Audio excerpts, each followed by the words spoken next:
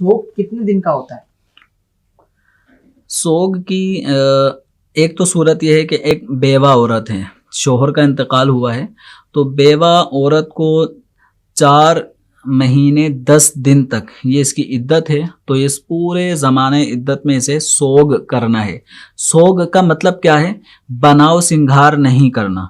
अब बनाव सिंगार में जैसे औरत का मेकअप का जुमला सामान वो नहीं पहन सकती, औरत चूड़ी नहीं पहन सकती, औरत अंगूठी या नाक की लौंग या बुंदे या लॉकेट ये नहीं पहन सकती।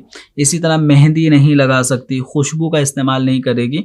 इस तरह और भी चीज़ें हैं। खुलासा है कि बनाव सिंगार से औरत को अपने आप को रोकना, इसको सोग कहा जाता है। तो बेवा के लिए 4 महीने 10 दिन हैं। और अगर बेवा हमल से है तो उसकी इद्दत फिर बच्चे की पैदाइश पे ख़त्म होगी। तो बच्चे की पैदाइश होने पर वो अय्याम सोग भी उसके ख़त्म हो जाएंगे, अय्याम इद्दत ख़त्म हो जाएंगे।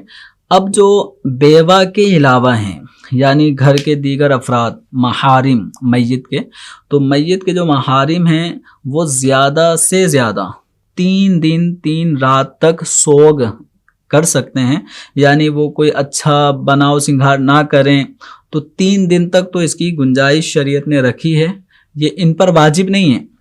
औरत पर अय्याम इद्दत में सोग करना वाजिब, लेकिन औरत के अलावा यानी बीवी के बेवा के अलावा दीगर जो महारिम है उन पे सोग वाजिब नहीं है, लेकिन करना चाहे तो 3 दिन तक कर सकते हैं। 3 दिन के बाद अब उनके लिए सोग करना जायज़ नहीं।